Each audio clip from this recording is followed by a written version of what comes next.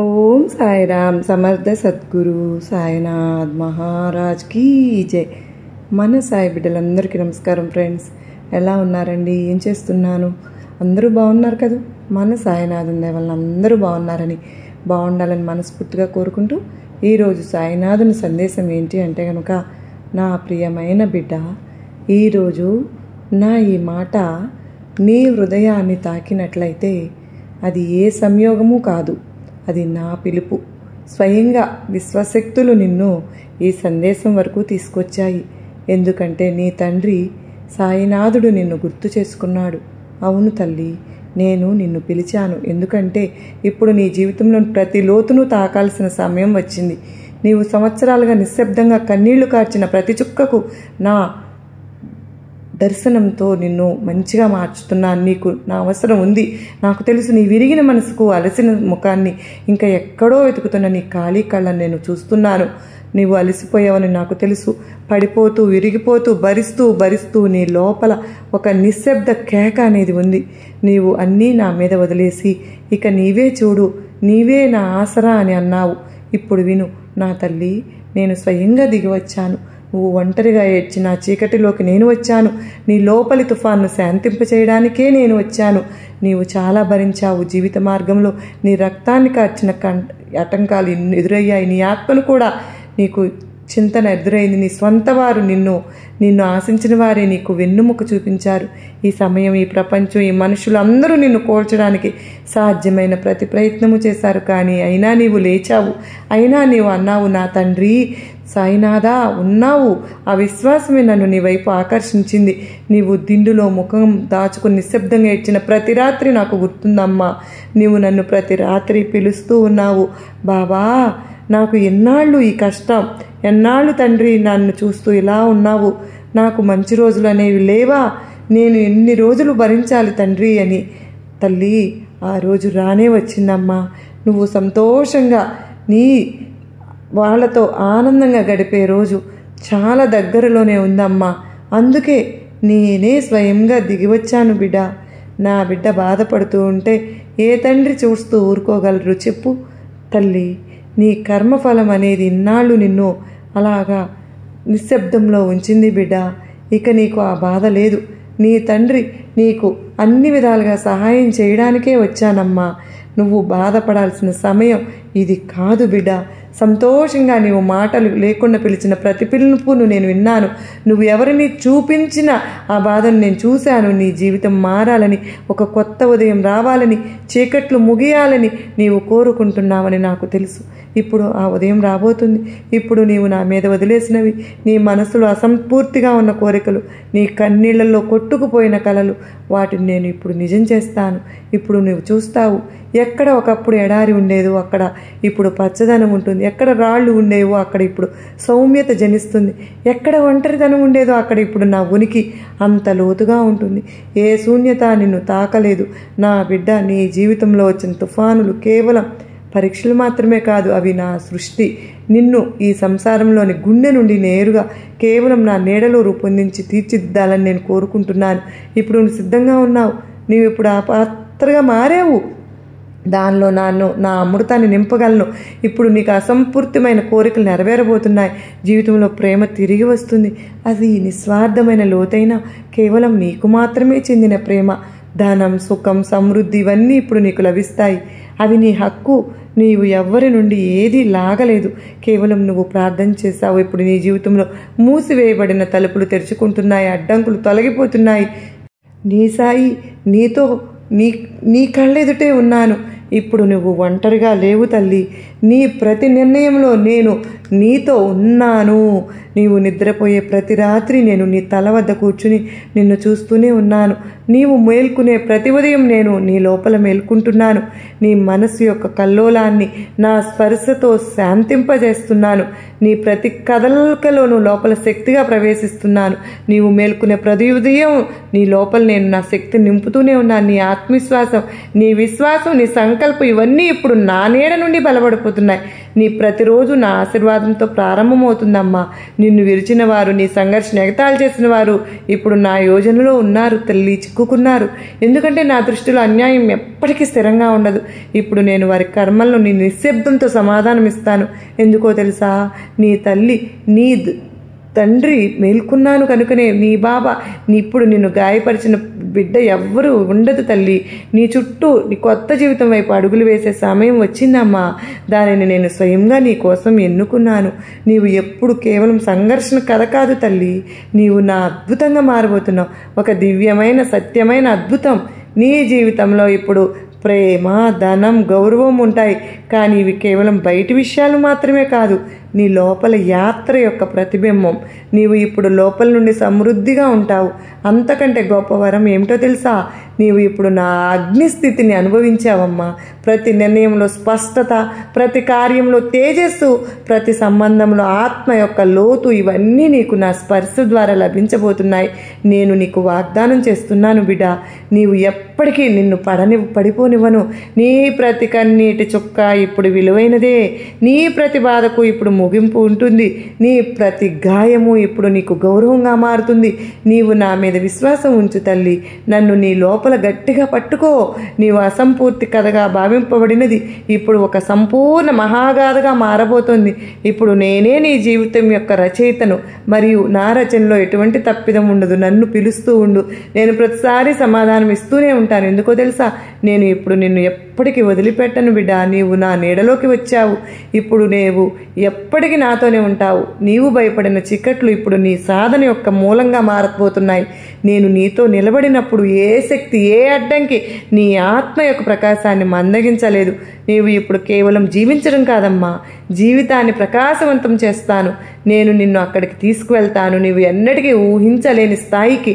నీ సామర్థ్యాలు, నీ తేజస్సు, నీ లోపల గుప్తంగా ఉన్న దివ్యత ఇప్పుడు అది మేల్కొన్నది. ఈ జాగరణ ఇప్పుడు ఆగదు. నీవు ఇప్పుడు నా యోధురాలివి. నీ ఖడ్గం, కరుణ, నీ కవచం, నా ఆశీర్వాదం. నీలో విరిగిన కొన్ని కలలు ఉన్నాయని నాకు తెలుసు. నీవు దాచిపెట్టిన కోరికలు సమయం మరియు మనుషులు నిరాకరించిన కారణంగా నీవు అణిచివేసినవి.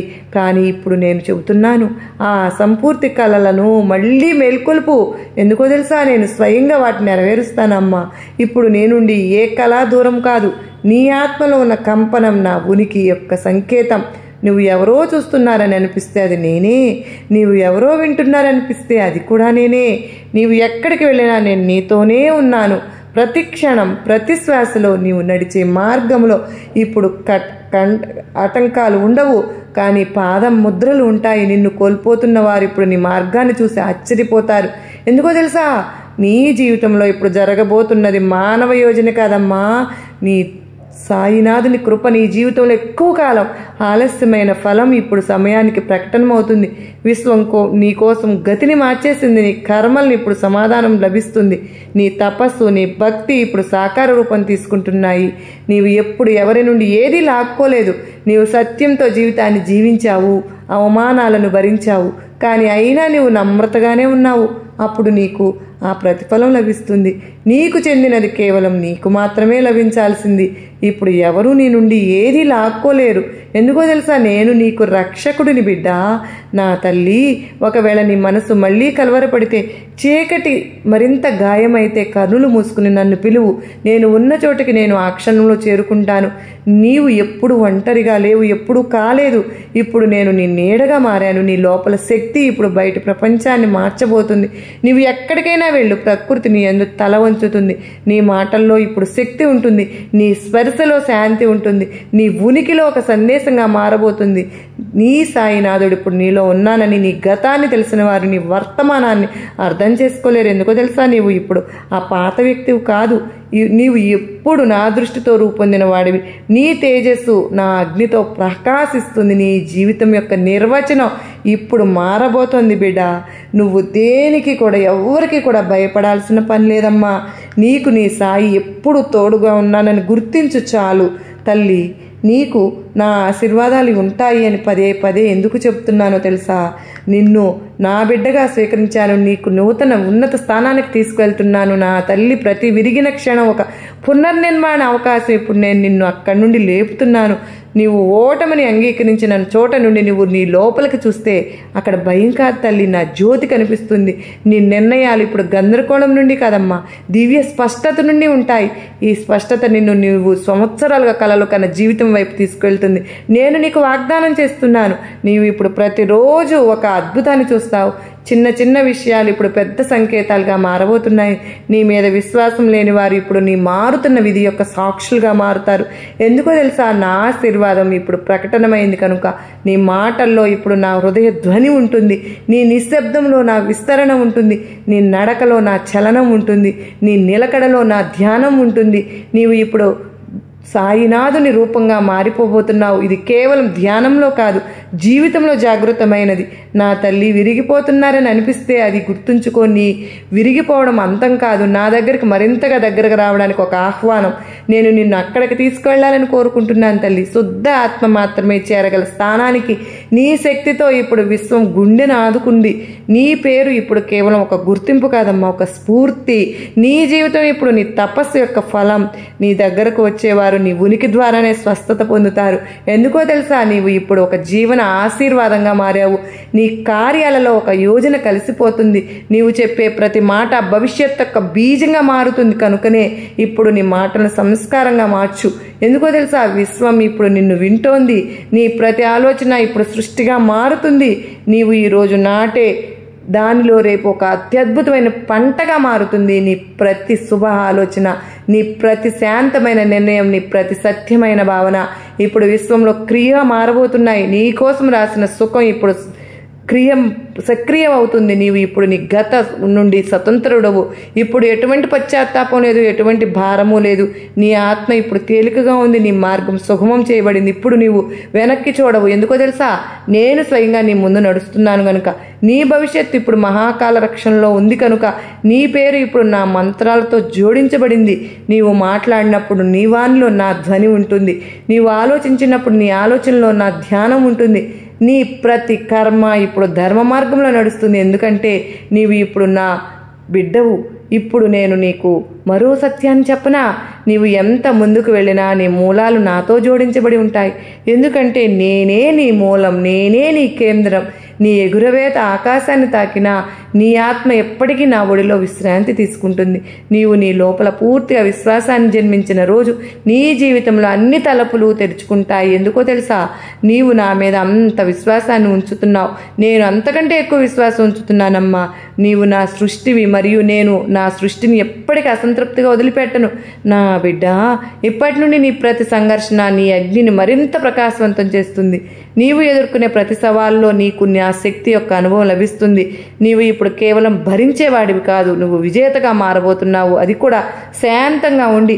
నీకు ఇప్పటివరకు కలిగిన అన్ని పరిమితులు ఇప్పుడు దహనమైపోయాయి. నీ లోపల ఉన్న భయం ఇప్పుడు బూడిదిగా మారిపోయింది. ఇప్పుడు నీలో కేవలం సాహసమే ఉంది బిడ్డ. అది గతం నుండి భయపడదు, భవిష్యత్తు నుంచి భయపడదు.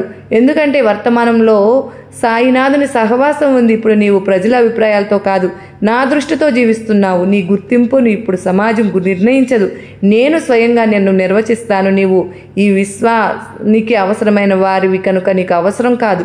నీవు అమూల్యమైన వాడివి. నీవు నిశ్శబ్దంలో శక్తి ఎలా ఉందో, ప్రతీక్షలో యోజన ఎలా ఉందో, తుఫాన్ల మధ్యలో నీ యొక్క లోతు ఎలా లభిస్తుందో నేను నీకు నేర్పిస్తాను.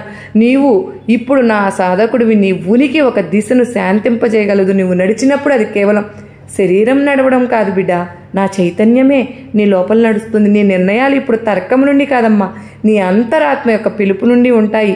ఎందుకో తెలుసా? నీవు ఇప్పుడు నాతో ఉన్నావు కాదు, నీవు నా విస్తరణగా ఉన్నావు.